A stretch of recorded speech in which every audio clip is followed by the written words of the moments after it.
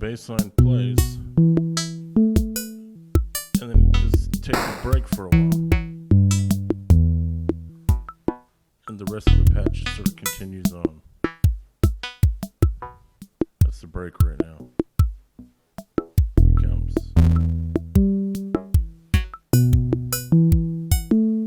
It's neat. I like it.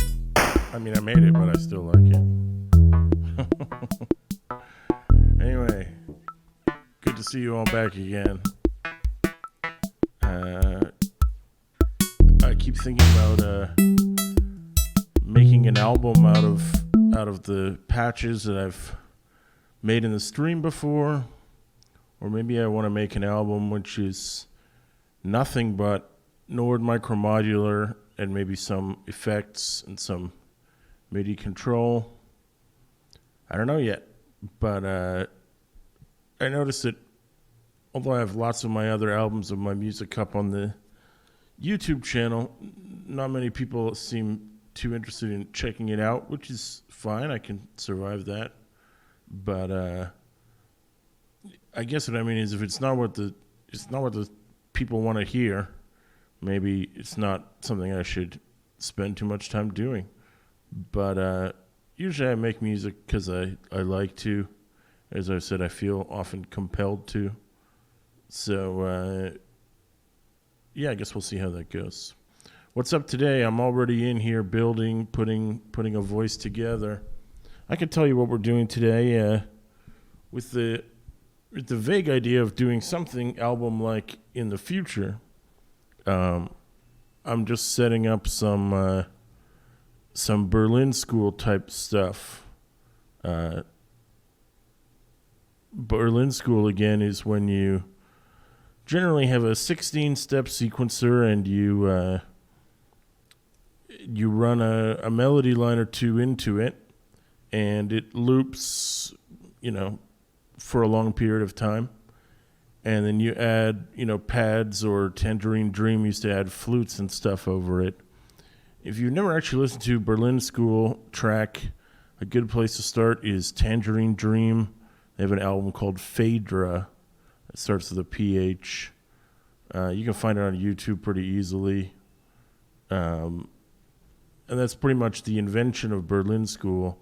It's funny because they're improvising a lot of it live on a Moog Modular in the studio. And at one point in the recording, the Moog just starts drifting out of tune. The pitch starts rising on the sequencer. And, they respond to it okay, but because they're pro musicians, but it just shows you the limitations of back in the day. Sometimes your gear would just drift out of tune, even if you were a big, famous studio musician like those guys were. So, yeah, for me, I've also talked about a band in this chat a few times who are known as carbon-based life forms. And carbon-based life forms is basically Berlin School meets ambient. And obviously there's a lot of crossover already between those two fields, but they do it even more so. And I would say there's a bit of trip-hop in there as well, because instead of using an analog drum machine like a 606 or an 808, they tend to use a breakbeat behind their analog synth loops. So what was my plan for today? Pretty straightforward. I want to do a 2-voice Berlin School patch, and I'll probably have some drums in it before the end of the stream. And what I definitely know, you'll have seen me doing Berlin School stuff before. One of the voices may be playing only octaves.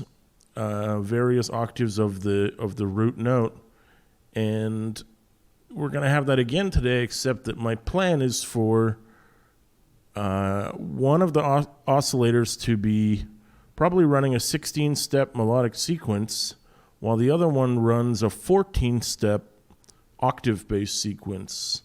So the point is that these two sequences, not being the same length, will then cycle over and past each other, if you see what I'm saying. And the end result should be that they, I guess you could say that they're not out of time, but the variation in the pattern will be improved by the fact that one of them is not running a 16-step loop. Otherwise, there'd just be 2 loops of identical stuff. So I say 14 steps right now because that's what I have in my mind. That exact number could change, but that's what I'm planning on. So I built my 2 standard voices here. People who have been listening will have seen me do this before. I chose Spectral Oscillator as the first one, and Oscillator B as a second. I've set him to Sawtooth, so that means I'm going to set Spectral Osc to partials odd, which is essentially a digital variation on a square wave. So by giving them 2 different waves, I give them, again, room for variety. And I put the low-pass filter on the first guy, and I put the other multi-mode filter on the second guy. This one has 12 and 20. Well, we'll mess around with the dB per octave once you get the pattern up and running. But expect those to change. And, this one also, it's funny, I haven't used this in a while because he lets you choose the output rather than giving you 3 outputs like the multi-mode filter. But I think we're going to stay in low-pass mode today. And I kept it cheap with some simple envelopes here, going into the mixer and into the outs. Hook these up the standard way. So I know that this guy is definitely going to reset with the, oops, that was wrong. Sync out of the global clock into the reset of the first one. But if the second one is going to be on 14 steps, I don't think he wants to restart every time. So I'm just going to drop them down like that. So let's put in some octaves, as I said here. Is it more interesting if maybe if I actually hook them up to the voices, then we can hear some sound while I'm just programming. Here's another one. And we're going to need some gates here. Putting these in pretty semi-randomly. Plug the gates into these, we should get some. Okay,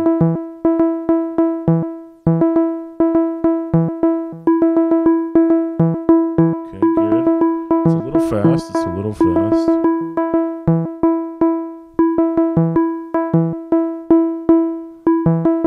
I don't know about you, but I can already hear the difference between the saw and the square here. Let's take an Old Faithful and sweep the spectral shape.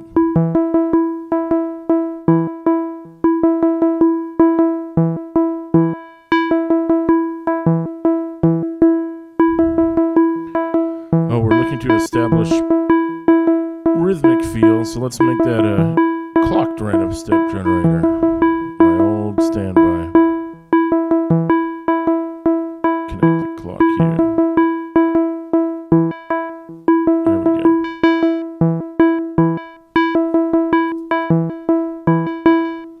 Let's give this guy some melody here.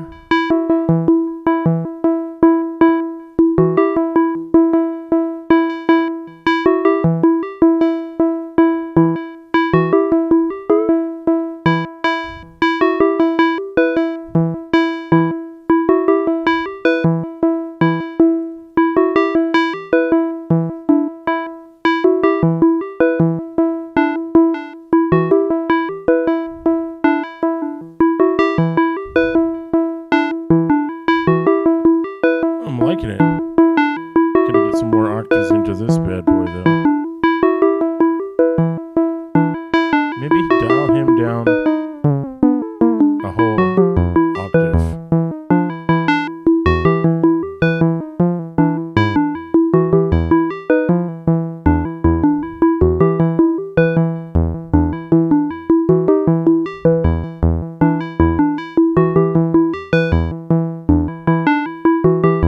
Thought I was hearing a wrong note in there. I'm not a fan.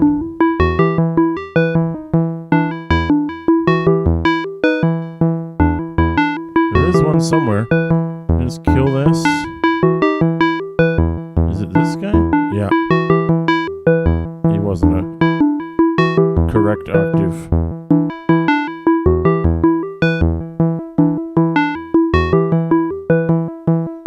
Okay, cool. We already got a long way there where we just started.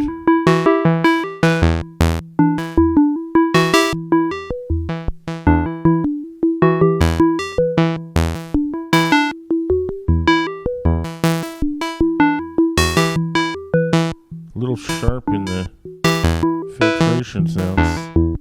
This might have been too much.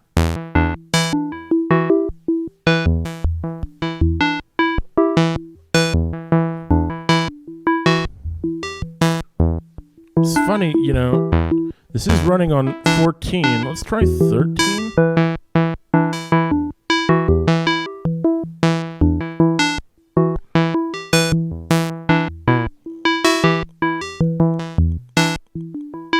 Wasn't really getting the variation I was expecting. What if we try 18?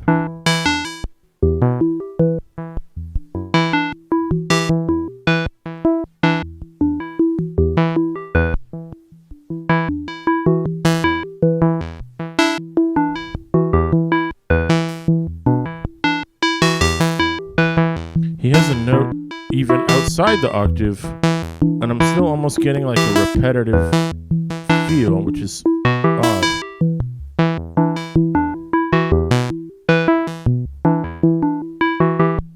That was the wrong one.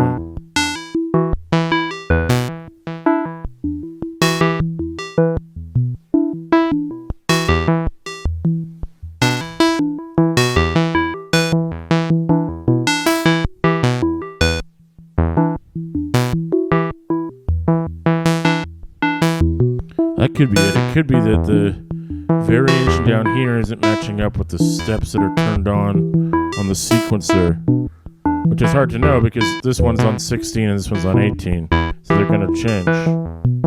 But I'm getting more variation now. Let's listen to that for a sec.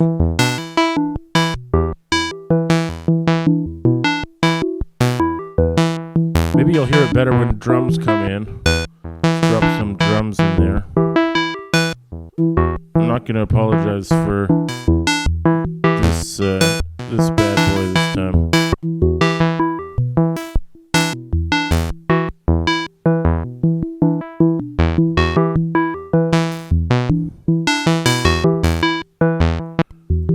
I need 8. Didn't take a big enough mixer on that one. That's on me. I was going to throw a compressor onto... Hey, what a... Oh, yeah, right. This one. I was going to throw a compressor onto it for just the drums, and I realized, why bother? Let's compress the whole thing.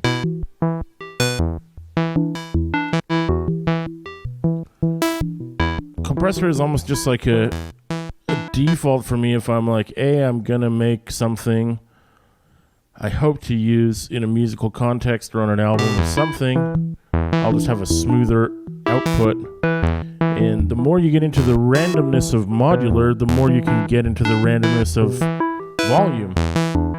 So the compressor will do a bit to take the edge off of that. Of course, it costs almost 10% of your processing power. But if it makes your life that much easier, I think it's probably worth it. Let's come up with something. We do have we have the normal versus abnormal divide in the sequencers. Oh, here's I just noticed it. Okay, check it out. This reset knob is not connected to this, and I didn't notice it until I turned all the yellow stuff off. But it's necessary for that to keep at least one of the sequencers in a normal time frame. My default here was to connect a kick and a snare to the 2 channels of the sequencer. Let's do something other than the default for once. Let's make the kick and the hi-hat be repetitive and boring. And let's make the snare drum be the guy who gets the the random data later on. Can't hear it yet, but you'll hear it in a sec. There's kick.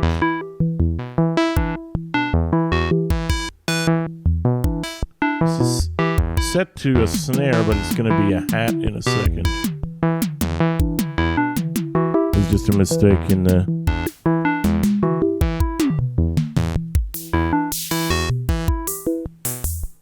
I'm going to try this one here. When I was rebuilding the one big drum, I realized that cymbal 2 is always real splashy. So what if we use this? That's noise filter decay and run it down a bit. That's what we've done here now. I'm not saying I love that sound and I'm going to keep it for the rest of my life, but at least we'll start with it and see where it goes. So there's the clocked pattern generator, this quote-unquote weird one. And that's going to drive the snare today. There you go, buddy.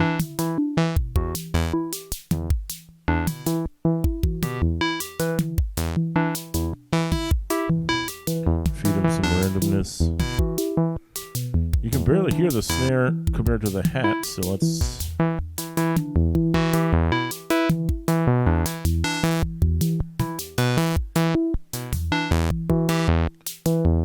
Is it just me, or are these guys too loud? Oh, I see. I was turning the wrong knob.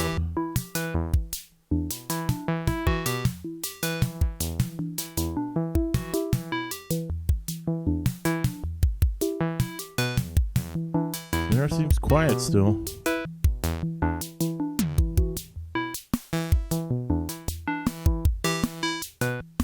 Why is it so quiet? That's crazy. Nothing's going into velocity, so... I don't get it.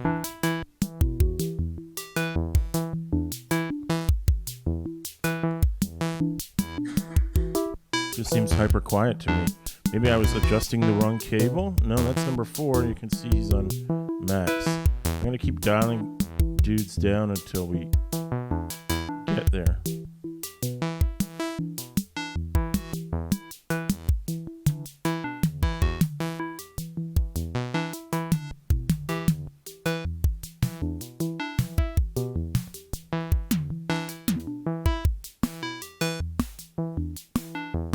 It just doesn't seem balanced with the other drums.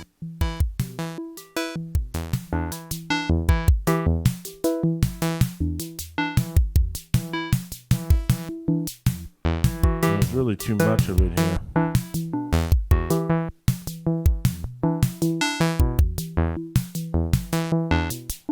Okay, I'm going to say the experiment didn't work out the way I wanted it to.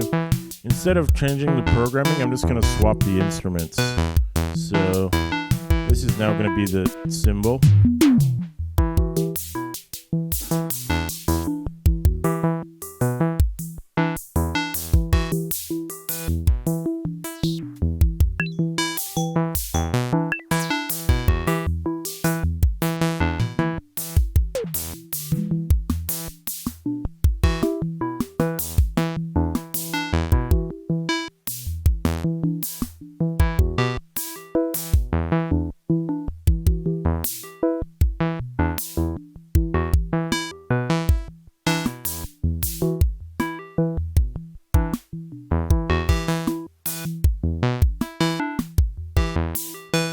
Taking a little coughing break.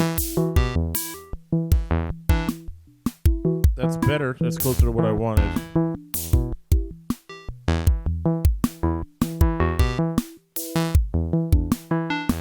So somewhat boring but workable kick and snare pattern here.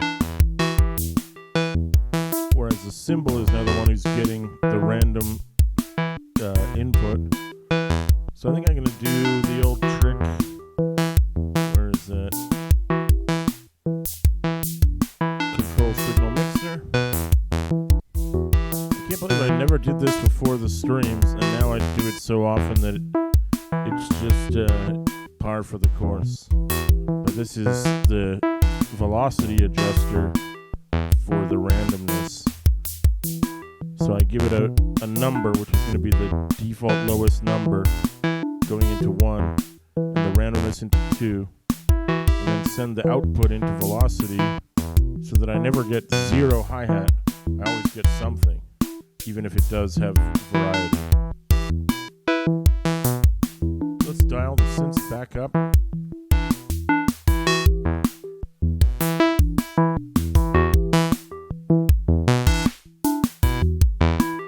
And do a bit of tweaking on the filters to get them right.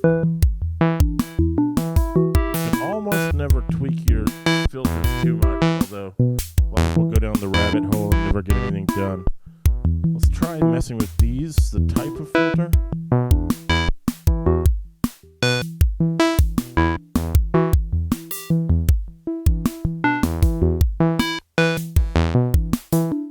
think that's better.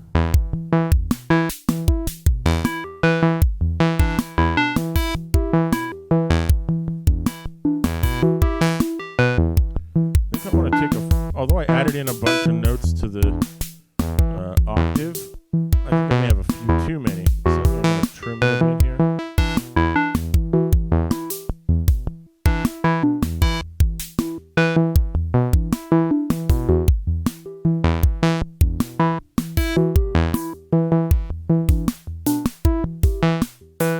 That's good. Maybe adjust the decay down a bit.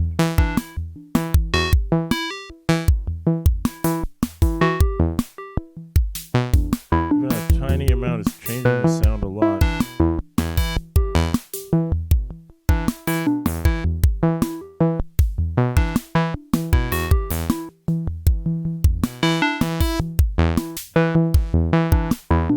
Okay, I went actually a little bit over the default here. But I think I like it. It allows the notes to blend together. I turned the first one from 520 down to 400. Don't get too hung up on the exact numbers. Numbers are just numbers. Trust your ear more than, a magic number or a little output thing. I guess for some of the synths you guys are using out there, you don't have that option, so it doesn't apply. I think we kind of got there. Let's dial it up again.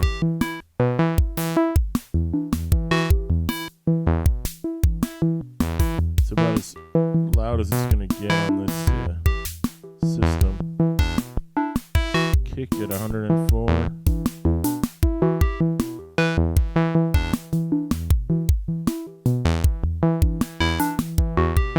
It's good.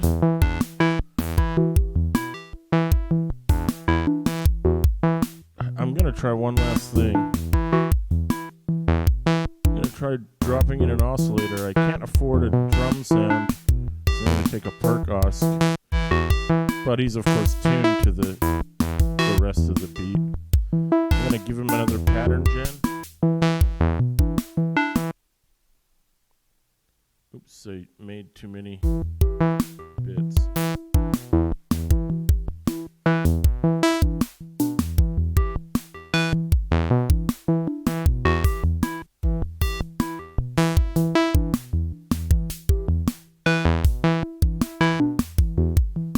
Set them a little differently than the other one, of course. I don't want it to be identical.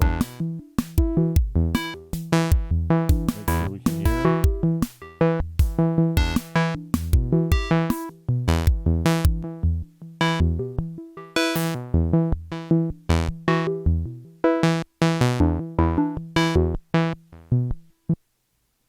Why am I not getting anything? Oh, no clock. That's why. Gonna need a... There we go. I got something now.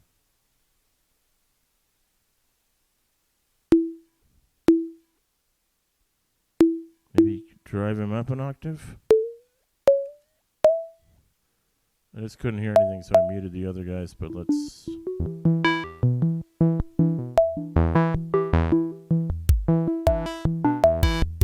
It's good.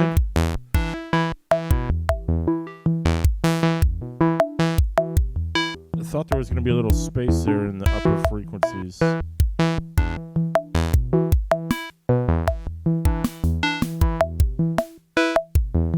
He's a little bit loud now.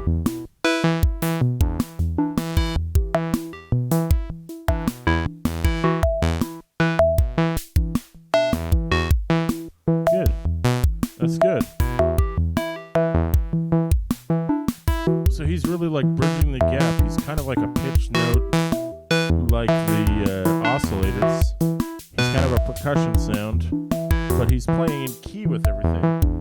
So you can't say he's completely non-melodic. And he's helping fill in another sort of random octave, which helps to repeat the overall repetitive but not identically repetitive feel. It's good. I like it. I dig it. So all I gotta do now is name it. It's probably a lazy name, but I'm gonna call this one East Berlin. And there'll probably be a West Berlin later just because you'll be able to recognize it when you see the name of it, what it does. Is it boring? Yes, it's a little boring, but it's a memory to it. So don't knock it. There we go. That's East Berlin. I hope you had fun making it. Feel free to let me know in the comments what you think. What do you think about should there be a Father Moo album which is based on the patches that we've made? Or should there be a Father Moo album which is based only on sounds from the Nord Micro Modular but may contain some sounds that were not created in the stream? Should it be a single or should it be an EP instead of a full album? What do you want to listen to? Leave your thoughts in the comments and I'll take them under advisement. Cheers. Thanks for coming to church. See you on Sunday.